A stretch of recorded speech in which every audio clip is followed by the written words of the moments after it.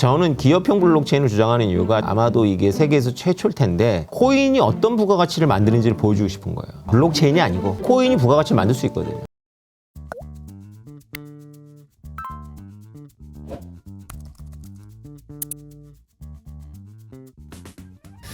오늘 이제 이야기를 되게 많이 하다 보니까 아까 처음으로 좀 다시 돌아가서요. 비트코인 이야기할 때 이제 인문학 이야기를 좀 했었는데요. 그 작가님이 지금 추진하고 있는 프로젝트가 있다고 들었어요. 네. 그 내용도 좀 설명해 주시면 좋을 것 같고, 네. 그거랑 또 인문학이랑 어떤 관계가 있는지 이것도 좀 얘기해 주시면 좋을 것 같습니다. 제가 추진하고 있는 프로젝트는 모비딕에서 왔는데요. 이름은 모빅입니다. 모비딕은 그 백경이라는 소설이잖아요. 그 네네. 미친 큰 고래를 잡으려는 더 미친 선장의 이야기인데 네네. 우리가 이제 고래를 잡으려고 해요. 그 고래라는 것은 이제 옛날에 비트코인을 처음에 채굴해 가지고 죽었는지 살았는지 모르는 그 고래들이 있어요. 그들을 이제 무리로 떠올리게 하자 뭐 이런 이제 캐치프레이즈 하에서 이제 만들어진 건데 그건 이제 너무 복잡한 이야기가 나중에 얘기하기로 하고 네. 비트코인을 기술로 볼 것이냐 인문학적 현상으로 볼 것이냐에 따라서 완전히 태도가 다르거든요. 근데 저는 이제 10년 전에 비트코인을 기술보다는 인문학적 현상으로 봤어요. 네. 아니 근데 그러니까 지난 2년 전부터 비트코인이든 코인이든 하는 그런 친구들이나 이걸로 돈 벌었다는 애들은 대부분 코딩하는 애들이고 공대생들이고 막 이런 애들이 많아요. 그래서 제 주변에도 많아요. 그래서 일반적으로 생각할 때는 코인 그거는 그 코딩하는 애들 아니야 이런 식으로 생각을 하는데 그게 좀 아니라고 보시는 건가요? 그렇죠. 제가 비트코인 10년 전에 발견하고 이제 저보다 한 15살에서 20살 어린 친구들하고 이렇게 미덕 같은 데 나가면 저는 완전히 왕따였어요. 그 친구들은 전부 이더리움에 빠져 있는 거예요. 네. 이미 그때 비트코인 얘기하면 낡았다고 생각하는 거죠. 아하. 우리가 최초의 컴퓨터를 박물관에서 보지 사용하진 않잖아요. 네. 그래서 이제 저는 이제 기술주의자라고 저만 부르는 명칭이 있는데 기술주의자들은 비트코인에 감동 안 해요. 그냥 그 블록체인 때문에 이제 더 빠르고 더 용량도 크고 뭐 이런 거 자꾸 스마트 이제 컨트랙트. 그렇죠. 그걸로 가는 거죠. 그러니까 맨날 그렇게 청사진만 내고 실제로 우리의 삶을 바꾸지는 않은 거죠. 저의 이론인데요. 비트코인 그 자체가 인문학적 현상이라면 되게 놀라운 현상이거든요. 이걸 재현해 볼 수가 있어요. 과학의 필요 조건이 재현 가능해야 되잖아요. 맞아요. 똑같은 것이. 그렇죠. 그래서 저도 재현해 보려고 했던 거예요. 이게 유니버셜한 거라면 당연히 재현된다. 해서 조건값을 좀 비슷하게 만들어서 실험을 했죠. 그래서 작년부터 어떻게 했냐면 그 책 사면 껴있고 네. 그리고 그 산에 올라오면 주고 뭐 해외 여행 오면 주고 하면서 코인을 나눠줬어요. 왜냐하면 이제 말씀하신 게 지금 비트코인이라는 이게 이제 인문학적인 현상이고 이렇다면 분명히 어딘가에서는 재현이 돼야 된다라는 생각으로 접근하셨다는 거죠. 그렇죠.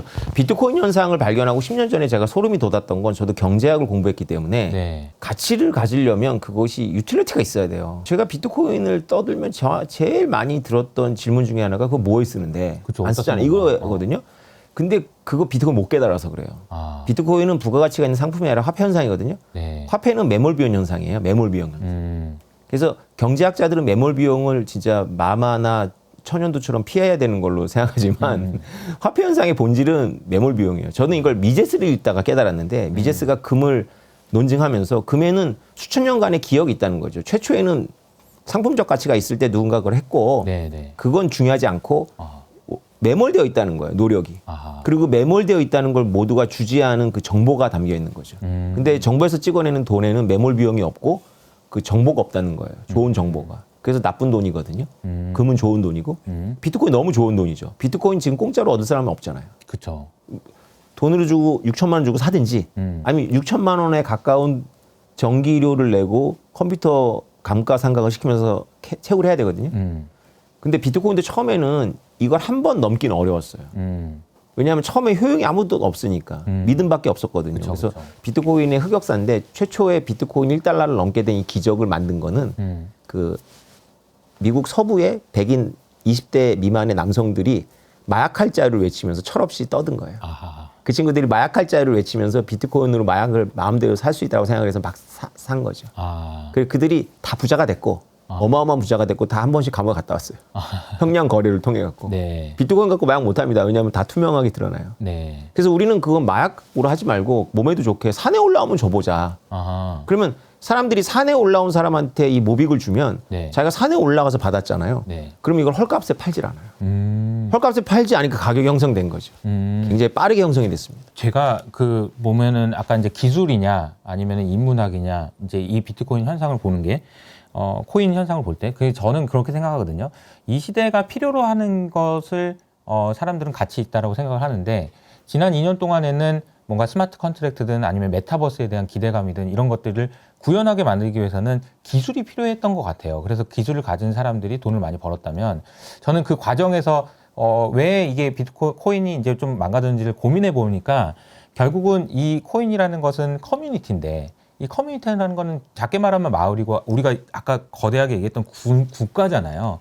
그러면 여기는 반드시 거버넌스가 있어야 되고 그리고 제도가 있어야 되고 규칙이 있어야 되고 사람이 있어야 되고 사용성이 있어야 되고 굉장히 많은 다 어떻게 보면 인문학적인 사람 그렇죠. 사는 그게 있어야 되는데 그 설계를 못했기 때문에 좀 어려워진 거 아닌가라는 생각이 좀 들었거든요. 그렇죠. 근데 그러면은 인문학적으로는 우리가 이 현상을 바라볼 때는 어떤 부분을 좀 고민해야 되는 거라고 봐야 되나요? 그러니까 이런 태생 비트코인도 1달러 넘는 거 우리가 관찰 못했잖아요. 그쵸. 모빅도 이제 그 과정은 끝났어요. 그러니까 이거를 또 관찰하려고 다시 실험을 하는 건 되게 어려워요. 재현은 가능하지만 오히려 저 때문에 이제 또 어려워졌어요. 만약에 기업이 산에 올라오면 코인을 준다.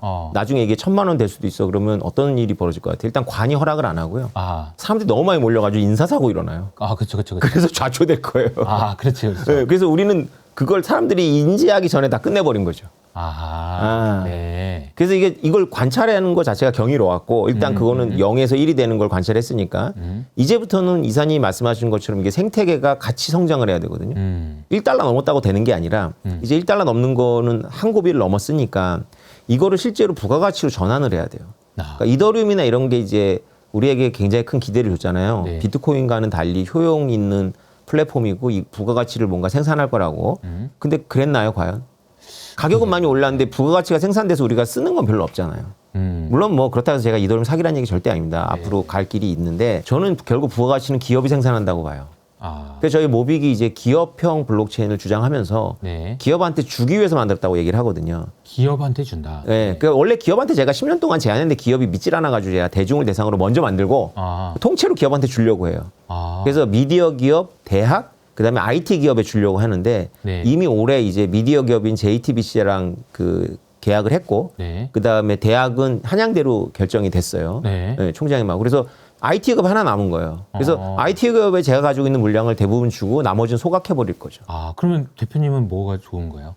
이제 그 질문은 제가 하도 많이 받는데 네네. 물론 다 소각해버리면은 아니 죽쳐서 남 주는 거 아니야 이런 거? 그렇죠. 근데 제가 만약에 거꾸로 지금 제가 가지고 있는 게 절대 다수의 물량이고 제가 최고의 고래예요. 네. 제가 갖고 있는 거 팔잖아요. 네. 그러면 이게 증권이 돼 버려요.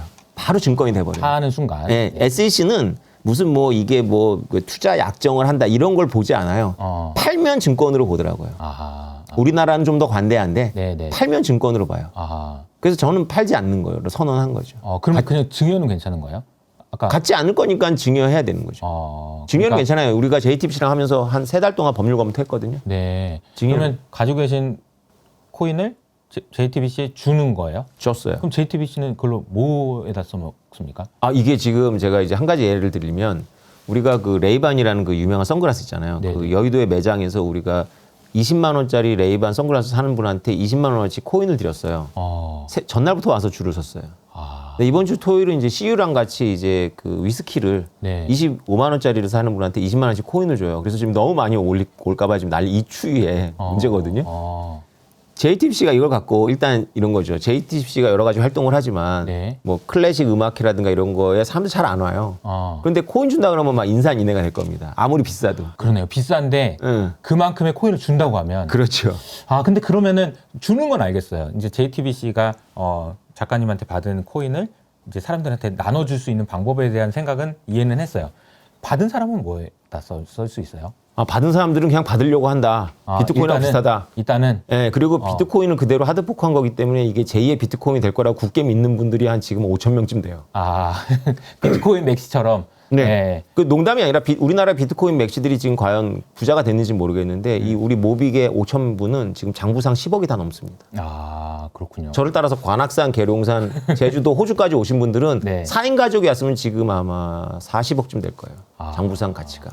그 정도로 있고 그 이제 이게 유통량이 사실 어떻게 보면 달러도 미국 내에서만 있으면 그게 아닌데 뭐 기름 사면서 주고 뭐 하면서 주고 그러면서 전 세계에 지금 뿌려져 가지고 지금 오히려 더 가치가 견고해졌다는 게 있다면은 그런 측면에서 보면 이 코인이 좀 확산된다라는 건 좀 의미가 있겠네요. 그래서 이제 저는 기업형 블록체인을 주장하는 이유가 처음으로 이제 아마도 이게 세계에서 최초일 텐데 코인이 어떤 부가가치를 만드는지를 보여주고 싶은 거예요. 블록체인이 아니고 네네. 코인이 부가가치를 만들 수 있거든요. 그러니까 사람들이 부가가치라는 건 되게 쉬워요. 저가 따로 있고 이사님이 따로 있으면 우리가 만들 수 있는 부가가치가 적은데 둘이 만나니까 이렇게 재미있는 영상이 만들어지잖아요. 네네네. 서로 협력하니까 부가가치가 그렇죠. 배가 되는 거거든요. 네. 시너지가 나는 건데 신뢰하지 못하면 협력을 못 하잖아요. 신뢰가 있어야죠. 코인은 되게 단순한 거예요. 신뢰하게 만들어주는 거예요. 그래서 연예인하고 JTBC하고 서로 따로따로 되어 있으면 돈을 별로 못 버는데 코인으로 묶이면 이게 폭발적으로 돈을 벌 수 있어요. 그럴 수 있네요. 뭔가 코인 받으려고 뭐 하는 것 자체가 의미가 있게 만들면 그것이 또 부가가치가 만들어질 수 있다라는 거는 동의합니다. 그러면 제가 이제 마지막 이제 되게 중요한 질문일 수 있는데요. 아까 뭐 인문학적인 의미에 대한 설명을 하다가 이제 제가 고민했던 부분은 이런 거거든요. 이 커뮤니티라는 것이 지속 가능해야 된다라는 그렇죠. 거죠. 지속 가능하기 위해서는 계속 성장해야 된다라는 거고 네. 아까 5천 명 얘기해 주셨지만 그 6천 명 되고 10,000명 되고 더 많이 늘어나야 되겠죠. 계속해서. 그렇죠. 근데 그렇게 하는 것이 되게 어렵지 않아요? 아, 정말 좋은 질문, 날카로우네요. 나심 탈레브가 3년 전인가 2년 전에 비트코인이 제로가 된다는 논문을 썼는데 바로 그 논리가 포인트였어요. 아까 말했던 그 채굴도 있지만 그 논리였어요. 맞아요.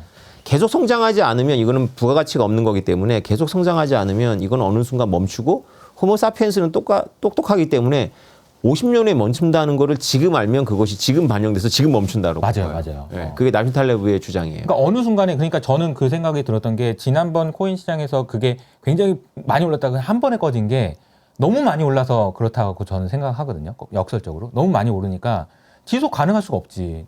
옛날 10년 동안 성장해야 되는 걸 1년 만에 성장하니 9년 안에 여기까지 더 이상 성장 안 하니까 그 생각이 좀 들더라고요. 만약에 비트코인이나 이런 현상이 부가가치가 없는 이렇게 우리가 뭐 수집품 무슨 뭐 띠부띠부실 같은 수집품 현상이라면 네. 그 말이 맞아요. 수집품 현상이라고. 근데 그래서 지금까지 이렇게 험하게 꺼진 거고. 근데 만약에 이게 부가가치로 전환이 되면 그 다음부터는 미래의 성장을 보고 들어오는 것이 아니라 당장 사용 때문에 이거를 매집하는 사람들이 생겨요. 이제 글로 빨리 전환을 해야 되거든요. 그래서 그걸 전환하는 건 역시 기업이다. 부가가치 생산하는데 하는 곳이고 부가가치를 코인하고 연결해가지고 이제 만들어내야죠. 이제 결국 그림은 이제 금융혁신이에요. 그래서 메타버스하고 무역하고 금융이 하나가 돼서 전 세계의 단일한 가장 거대한 경제권이 형성이 된다고 저는 가정하고 있거든요. 지정학의 시대에 이렇게 우리 실제 우리의 트레이드나 무역은 이렇게 장벽이 생기는데 네. 메타버스라는 공간은 국경이 없어요. 장벽이 없으니까. 근데 브레튼 우드 체제로부터 시작된 이 지금의 금융화폐 시스템의 대전제가 국민국가예요. 네. 사실 우리가 달러를 키커런시라고는 부르지만 이게 유니버셜 커런시는 아니거든요. 보편적으로 안 쓰잖아요. 그냥 중개하는 거죠. 그렇죠. 근데 메타버스 상에서는 생각해 보세요. 그렇게 국경이 없잖아요. 그런 게 있을 수 있죠. 그런 그렇죠. 코인이든 뭐 화폐. 그렇죠. 근데 메타버스는 단지 그냥 우리가 가서 게임하고 이렇게 하는 데가 아니고요. 온갖 부가가치가 디지털로 형성이 되지만 그게 금융하고 무역망하고 만나게 되어 있어요. 알겠습니다. 그러니까 사용처가 생기면서 이렇게 그 계속해서 지속 가능한 성장에 대한 질문을 드렸는데 그러니까 이게 이제 그런 것 같아요. 그러니까 지속 가능하기 위해서는 성장을 계속해야 되는데 성장을 계속하려면은 이렇게 쭉 성장해야 되는데 이게 성장하지 못하는 것에 대한 고민도 있지만 너무 많이 성장하는 그러니까 이제 가격이 너무 많이 올라서 이거는 이런 거잖아요. 사용처가 있다는 거는 밑을 받쳐주지만 이 사람의 어떤 뭐랄까요 투기심, 그런 탐욕 이것은 위를 좀 걱정하게 만들거든요. 그러니까 위를 막아주는 것도 좀 필요하지 않나라는 생각이 좀 드는데 그 부분은 좀 뭐가 있어요? 우리 모빅도 마찬가지고 비트코인도 마찬가지인데요. 네. 저는 이번에 불장이 좀 과거와 달랐으면 좋겠어요. 1년 동안 20배 오르고 이러지 않았으면 좋겠어요. 그렇게 많이 그냥 올랐으면 좋겠다. 그렇죠. 그 비슷한 고민인 거예요. 네. 한 1년에 한 5배 정도 오르면 5배도 대단한 거잖아요. 그렇죠. 그러면 그렇게 많이 안 꺾이거든요. 조정을 받지만. 그렇죠. 예, 근데 뭐 불장에 막 10배는 기본이고 그리고 알트들은요 막 100배 오르잖아요. 그러니까요. 그러니까 허무하게 없어지는 거예요. 왜냐 그러니까, 그게 사실 물량 막아줘야 되잖아요. 그 물량의 환상이거든요. 아주 소수의 물량이 만들어내는 가격이잖아요. 그리고 실제로 그거에 대해서 이제 매도 물량이 나왔을 때 아무도 안 받쳐주는 거 아니에요. 그러니까 허무하게 떨어져. 그렇죠. 그러나 뭐 우리는 뭐 이게 지속 가능하기 위해서는 천천히 올랐으면 좋겠지만 네. 또 세상은 또 그렇지 않잖아요. 그렇죠. 케인즈가 일갈했듯이 이제 야수들이잖아요, 전부. 그럼요. 야수들. 어. 사람이 아니라. 그럼요. 그러니까 야수들을 어떻게 우리가 통제는 못하죠. 네. 근데 이제 저희 모빅에 대해서 그렇게 걱정할 필요는 별로 없다고 생각해요. 왜냐하면, 아직은? 예, 왜냐하면 지금까지 가파르게 올라왔지만 아직은 이렇게 커뮤니티가 코어 중심이고 이렇게 외연이 넓진 않아요. 이 코어들은 이제 장기 홀더들이거든요. 근데 이제 외연이 넓어지고 이제 기대감을 모으면 비슷한 게 나타날 겁니다. 그렇죠, 그렇죠. 나중에는 그런 일들도 일어날 수 있다라고 생각할 수 있을 것 같습니다. 그러니까 마지막으로 한 가지만 더 질문드릴게요. 제가 얼마 전에 텔레그램 채널에다가 이렇게 설문조사를 하나 한 게 있어요. 네. 그 여러분 내년에 2024년에 어떤 자산이 제일 좋을 것 같아요?라는 질문. 주식, 채권, 비트코인 뭐 등등. 어때요? 그랬더니 1등이 주식이었고요. 아무래도 이제 주식 투자하시는 분이 많으니까 바이어스가 좀 있는 것 같습니다. 2등이 놀랍게도 비트코인이었어요. 30% 가깝게 비트코인이 내년에 제일 많이 오를 거라고 생각을 했어요. 근데 놀랍게도 그런데 금융자산에서 비트코인 하나도 안 들고 계신 분 설마 있어요? 라고 물어봤더니 60%가. 그러니까 좋다라고 생각하시는 분이 있음에도 불구하고 많은 분들은 아직도 비트코인이 전혀 없는 것 같아요. 그러니까 이런 분들에게 만약에 작가님이 조언을 해주신다면 어떤 얘기를 해주시고 싶으세요? 일단 놀라웠어요. 뭐냐면 40%나 비트코인을 좀 갖고 있다는 거잖아요. 굉장히 비율이 높네요. 아, 그래요? 네. 네, 그런가요? 저도 코인에 대한 이야기를 많이 해서 그런 걸 수도 있습니다. 그렇죠. 바이어스가 있겠죠. 네. 이게 우리나라 전체는 아닐 수 있어요. 그렇죠. 연령대도 있을 거고. 근데 이제 그럼에도 불구하고 60%가 비트코인이 없으니까 비트코인이 이제 성장 잠재력이 있는 거네요. 그렇죠, 그렇죠. 근데 기대감은 또 되게 많이 받고 있네요. 네, 근데 기대하고 실제로는 선택은 안 해. 그렇죠. 구경하겠다는 거지. 그러니까 왜냐하면 장벽이 있어요. 아, 왜냐하면 뭐 한 세네 가지 생각이 나는데 일단 본인이 계속 부정해왔던 자산일 가능성이 높고요. 그 다음에 비트코인은 아시겠지만 살려면 되게 번거로워요. 맞아요. 뭐 이렇게 쉽게 안 돼요. 뭐 계좌도 열어야 되고 그렇죠. 신원 인증도 해야 되고 그리고 또 겁도 나죠. 뭐 해킹 당하는 거 아니야 이런 생각도 들고 그리고 가격이 뭐 떨어지는 한도 끝도 없이 떨어지니까. 그렇죠, 그렇죠. 그러니까 이제 변동성이 크고. 가격은 오르겠다고 했지만 이 가격을 유지한다는 의견은 아니었을 테니까 이제 그렇죠. 이게 그래서 아무튼 오늘 이야기를 이제 정리해 보면은 우리 비트코인이라는 걸 놓고 정말 많은 얘기를 한 것 같습니다. 그래서 이제 좀 정리를 해 보면은 이번에 오태민 작가님이 쓰신 이 더 그레이트 비트코인이라는 책에 보면은 진짜 두꺼워요. 두께가 거의 한 500페이지 정도 됩니다. 500페이지 정도. 그래서 굉장히 두꺼운 내용이고 자세한 내용들은 여기 책에 나와 있으니까 혹시 참고하실 분은 참고해 주시면 좋을 것 같고요. 작가님이 이제 하시는 행동에 대해서, 그러니까 활동에 대해서 걱정하시는 분도 있고 우려하시는 분도 있겠지만 뭐 저는 또 응원하는 마음으로 옆에서 또 잘 지켜보고 또 응원하도록 하겠습니다. 나와주셔서 감사드립니다. 감사합니다. 네.